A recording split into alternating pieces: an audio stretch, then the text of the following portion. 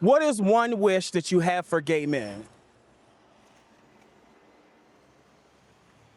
I wish gay men could be liberated from living underneath the patriarchy and can live just like standing in their truth without like the shadow of who they think they have to be. You know what I'm saying?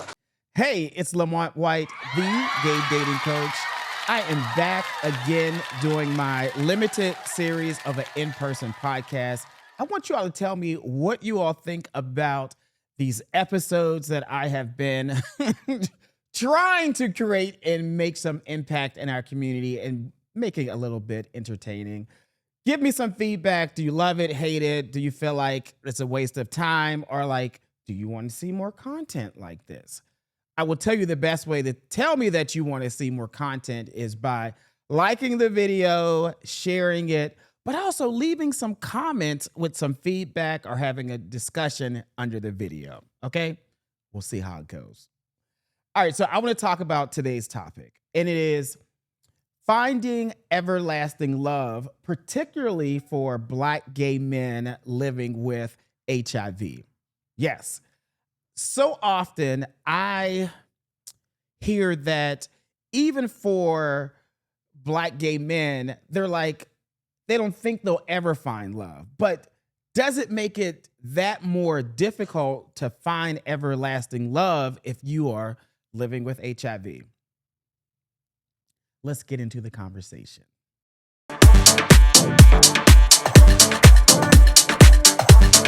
I found some awesome gay men living with HIV. They're single.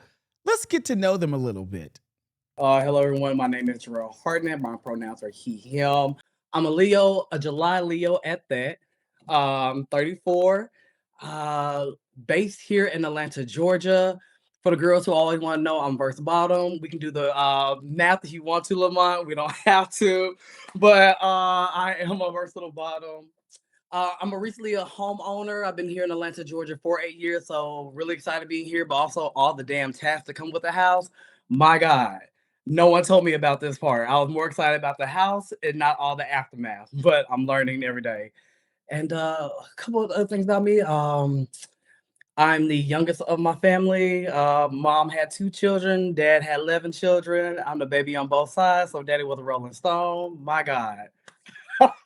Just some fun things. And yeah, that's a little bit about myself. Oh, in background, earned my degree in communications. Funny enough, I was a CNN when I started my life. Didn't really care to be a nurse, so I moved over to comms. And I'm a first generation graduate as well.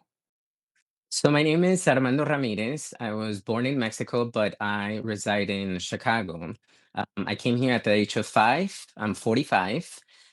I'm Taurus. I've been single for 6 years, and I was previously married for a total of my relationship with my ex was for 14 years.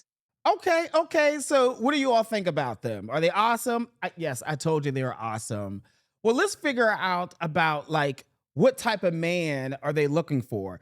I know everyone is like, I can build a beer, but if you had your chance to build a man, what are the qualities that you might want in a man? Tell me in the comment section as we listen to what these two guys really want. Child, I think we all have a model who we want to date, and that's Obama. Baby, he is that man, honey. He is that slender man. He is that gentleman who is in intellect, who is brilliant. But no, that's really casting the net out really far. For Jarrell, I am someone who values more today because I was not always this person. I value more communication, open dialogue, someone who can help balance me. As you know, Lamont, and you know all the work I do, especially all the jobs I just shared. I'm always on the go. So someone who has understanding and can be empathetic with the work that I am doing, and they can join the ride with me.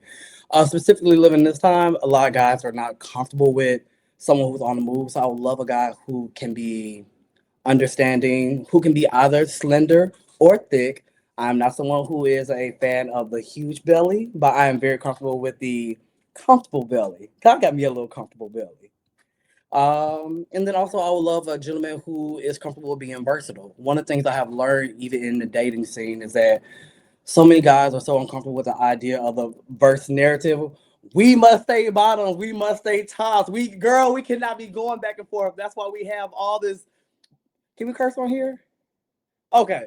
That's why all this bullshit happening now. The girls are confused. We're already gay. We don't need more confusion.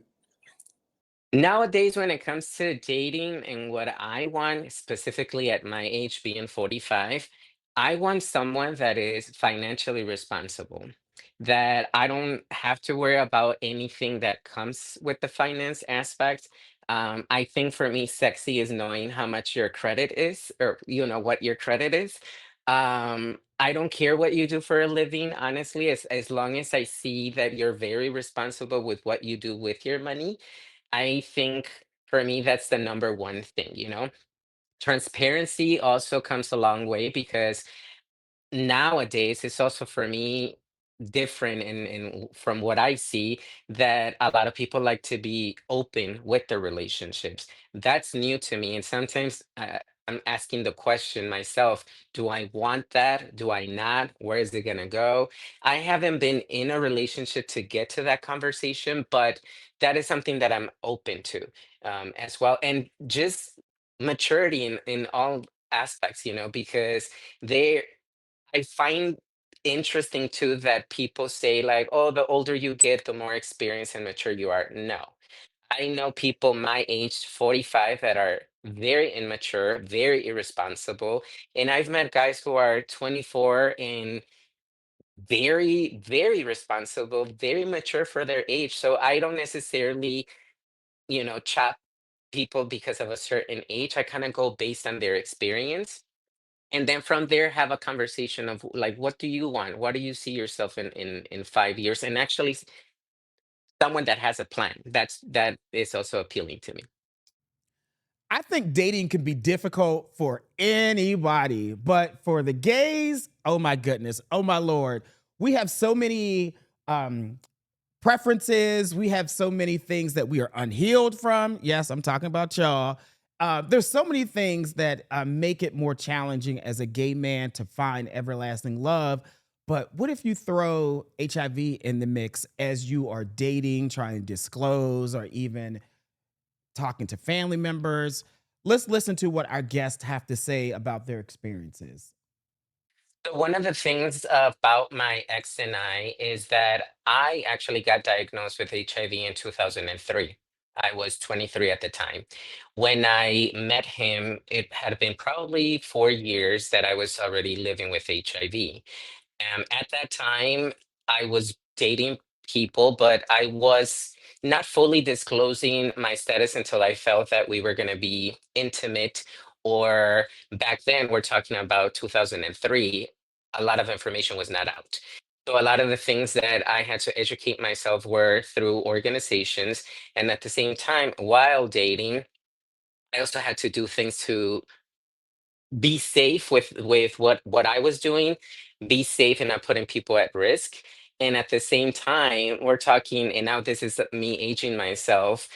Back in Craigslist, when you would like go in and look for guys, one of the things that I would do is that through the email, I would say like, "Hey, I'm coming over.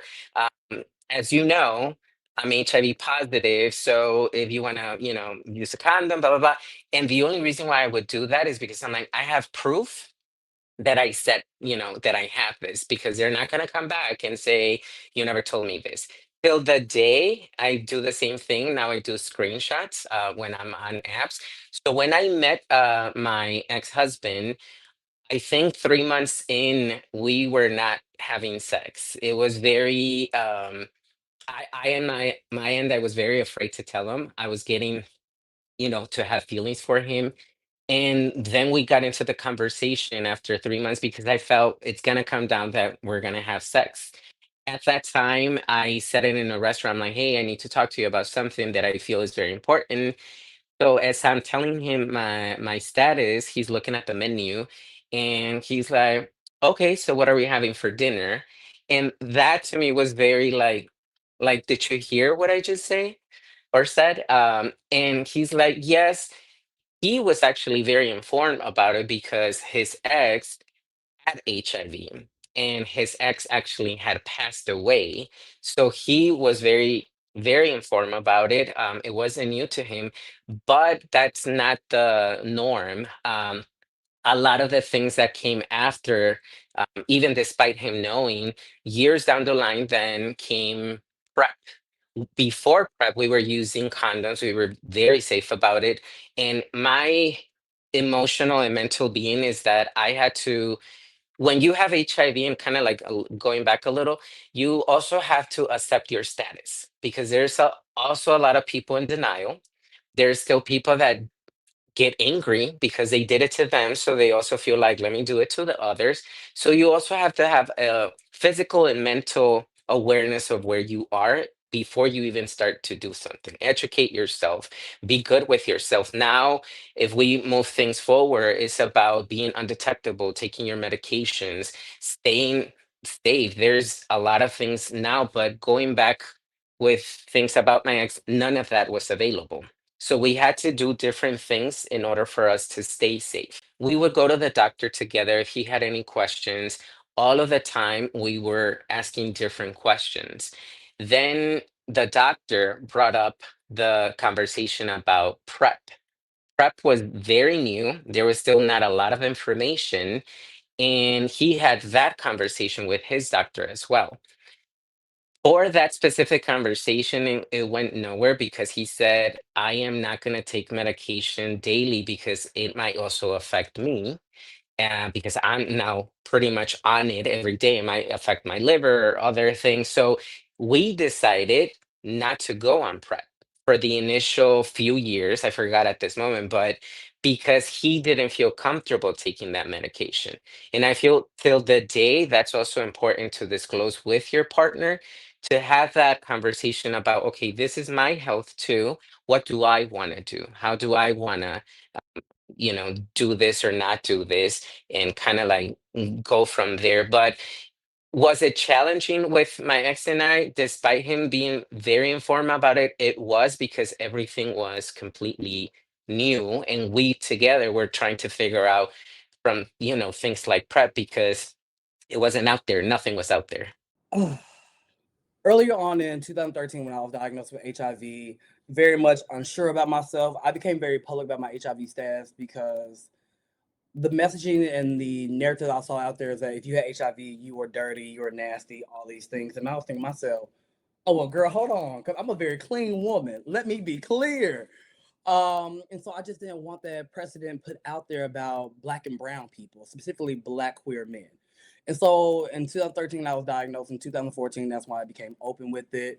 And then also being open with my HIV status and me then start volunteering for the Arkansas AIDS Foundation and getting subsidies from them. I start working there, doing all the fun things there at the foundation. They start supporting me. They start giving me food vouchers, Uber vouchers, and housing assistance. So I got that quickly. A guy that I met way back when, he really enjoyed me. I was telling him like, oh, was oversharing. Unfortunately, he was like, "Oh, your house is paid for by them." I said, "Yeah." "You get food vouchers by them?" "Yeah." So he kept on having sex with me and trying to be with me because what I come to find out, he's a bug chaser. And so I didn't realize what that was then because I thought it was someone who actually was passionate about who I was and saw my heart and all these things. But in essence, he was just trying to have sex with me as much so that he could get HIV. And I was like, wait. And so he then started to go through my cabinets trying to figure out like, where is your medication? Are you taking your medication every day? Are you missing a day or something? And I'm like, well, no, I'm not on medication because my doctor said that at that time, I don't think you need to be on anything. I think you might be, and then what we were talking about earlier, an elite controller. So that happened then. Let's fast forward from 2013 to where we are in 2015. Today, for context, I am an elite controller. I've been living with HIV for 11 years now, and I have never had to take any ARTs, antiretroviral therapy. And so what that means is basically someone who is in elite controller, there's 1% of the population who lives with HIV, whether you may be queer, you may be cisgender male, female, trans, whatever. There's just 1% of the population who do not have to take any ARTs. And so that's a very rarity, and I am very blessed to not have to take that. But always there's a conversation, even when I think about dating today. because even in present day, because there is so much ignorance in the community, people are always indifferent about the idea of, okay, you're living with HIV, but you're not taking the medication. You're still going to put me at risk. And I get that. I do understand it because from someone who may be coming from a blind state, that's a lie. Because so much of the information that's pushed out there, you have to take medication or you equals you. And so if you're not taking medication, how are you staying undetectable? And so there's just more research that they're doing. And I encourage you all to research it as well. Please go out there, check the websites, do whatever you may need to do. DM me if you have more questions about it. But yes, I'm an elite controller, and that's a conversation that I always have to have with people who engage in sexual behaviors with me. So interesting enough, I just won a day out in LA with a brother, and very interesting because I was very open. We had a great conversation. We went to go have good dinner, and I just kind of leaned into it because for me, I prefer, and this is just a Jarrell statement, an I statement. I'd rather get it out early on instead of taking the opportunity or absorbing time for both you and I to go through this conversation and try to get to a second date, and it's like, oh, why didn't you tell me that you're HIV positive because you're uncomfortable? So, what I have noticed or witnessed for myself, people who are in states or in cities like Los Angeles, who are in New York, there's a little bit more fluidity in having that conversation and more comfortability with it as well. As you know, Lamont, we are here still in the Bible Belt. It is true. I mean, it is surely stigmatized for someone living with HIV to live a thriving life. Like people will see me and think, "Oh, you can't do this" or X, Y, Z. But living here has been a little bit more barriers and people are not are comfortable talking about it. But the guy I actually went on a date with while I was in California, with me disclosing myself, he then in return disclosed himself to me saying, I just didn't feel comfortable sharing with people because of the work that he does. And he works in a very influential space as well. And then he was like, I just appreciate your vulnerability for sharing this with me. And so that's what opened the door for him. However, living here in Atlanta, Georgia, is more stigmatized, and I have been ghosted more here because of living with HIV. So interesting enough, I went on another date, and I was out in the public here in Atlanta. I was at 10th and Piedmont Casa, I guess that's what we call it now. Um, Bumped into the guy. We met each other, had a natural exchange, which I loved it. Oh, they have to use an actual app. I had the actual opportunity to bump him and turn around and say, "Hey, you're cute. Let's exchange information." Went through all these things, had a conversation with him. He's a PK kid. And so the reason why you have to think about secrecy and what he kind of shared with me is that I'm very public. And so the work that I do, granted, he's queer. He identifies as queer. He's a professor actually here.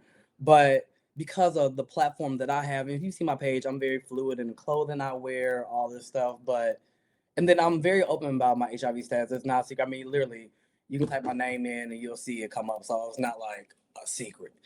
But because I'm so open, that scared him to talk to me because of his family. One thing I know from being a case manager, a therapist, and as a person who has worked with thousands of people living with HIV is that the virus actually does not really kill people living with HIV. Yes, if you don't take the medication, you will not live. However, it is the stigma associated living with HIV. It is the constant reminder that you are living with HIV and the negative messages that they hear from the external world about who they are, their self worth. That is what kills people living with HIV. Let's listen to our guest as they talk about how they fight stigma personally and within their communities. First, take care of yourself. Take care of your health before anything, before dating, hooking up, or everything. Like health is very important, and it sounds dumb or whatever to say, but I always say like without health, you have nothing, right? Once you are okay with your health and you're taking care of you, then you go in whether it's for casual sex or for casual hookup. But till now, there's so much out there that you could take that the other person can take from well, it's called ART, and I'm gonna probably pronounce it wrong, but it's like antiretroviral therapy. And then you have PrEP, and then you have PEP, and now you have Doxy. So there's so much out there where if the person is not aware, you could also bring it up. I also say, like, in the dating aspect or even in the apps, if they are not bringing it up, you bring it up. You say, like, currently, hey, because it's funny, but not a lot of people read profiles. They just go with what they see. And at the end of the day, I always say too, like, gay men or straight men, we don't think with this, we think with, so whether that's that, I always say, like, bring it up. Say, like, hey, by the way, I'm undetectable. Um, do you want to go like condom, raw? Like, what is your comfort level? And it's already out there. You already put it out there. And it's a conversation that could be very casual and avoid additional problems and additional risk, because if you sometimes people that don't read it, they come back and they're almost like attacking you or saying, like, hey, you never told me this. Hey, so then the question is, who's responsible for disclosing? Am I responsible because I have HIV? Or are you responsible to ask, well, you know what? I don't want to get this, but hey, what's up with you? Like, how are you? So it's mutual responsibility and on both that I feel it's important to then disclose. I definitely want to be transparent and tell you all something. As I was trying to really create this initial video, this episode, I put a search out on social media.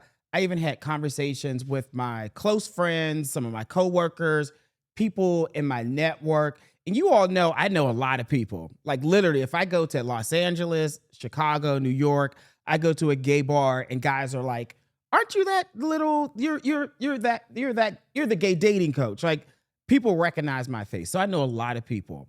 And I tried to find at least one or two couples to come on this episode, particularly two black gay couples where at least one of them or both of them are living with HIV, so that I can show that finding love is possible for people living with HIV.